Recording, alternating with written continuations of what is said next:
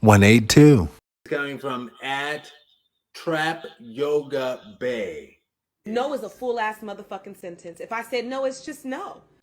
But I want y'all to know that I too was once a people pleaser. I too thought that I had to have a really great explanation for why I needed to take care of myself. I didn't believe that I could just go off a hunch. I didn't believe that I could just trust my gut. I didn't believe that I could be like, I don't fucking like the vibe, and so I'm out this motherfucker. So there was a time too in my life where I was like, let me carefully craft and curate why it is that I can't do that. And then I learned over the years of explaining my why I have to say no to people that they don't give a fuck about why I have to say no, because all they want me to do is say yes to them. No is a full ass motherfucking sentence. If I said no, it's just no. Let me first say I completely agree with her. And thinking back on it, in the past, when I was younger, I was definitely a people pleaser. Then I had to stop and think to myself, why do I even care what others think? It's like this is just me. Um and in the past it caused me really unnecessary drama.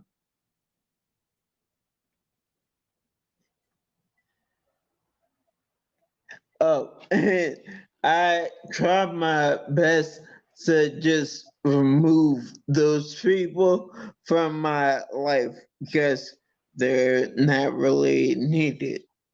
My initial reaction to this was wow. And yeah, people often simply do not care why you cannot do something for them.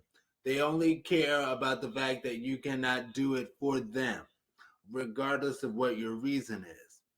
And my connection, I say that I'm an open book and I often over explain my reasoning for things and why I can or can't do something. Because I'm like, well, I'm an open book and I'm always an honest, I'm like honest Abe, right? And I always often over explain things, and people seem less into why you can't as it is they just want you to do it for them. That's the main thing. And sometimes the explanation, but I will say sometimes the explanation helps because so people can't misconstrue your reason for your no, or at least you will be explicit about that. So it it it wouldn't necessarily come back and bite you later on. Like, oh, you said no because, and just whatever reason they make up.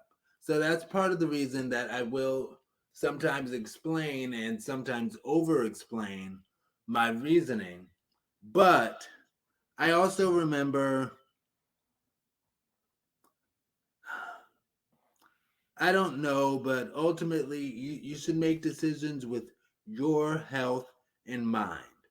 And I acknowledge how before I was diagnosed with multiple sclerosis, I was a yes to all things, even at my own expense kind of guy, and at my own the expense of my physical health, as I later found out, and not knowing that I was harming my own body. Sometimes yes is a good thing, but you have to find your healthy balance. It's not necessarily that you want to always say no just because, but you have to find your healthy balance. What's healthy for you? And this kind of goes back to what she was saying about healthy for herself. And yeah, I do acknowledge that how they say sometimes stress is what can bring people to MS. So be healthy. Do what's healthy for you. Love yourself.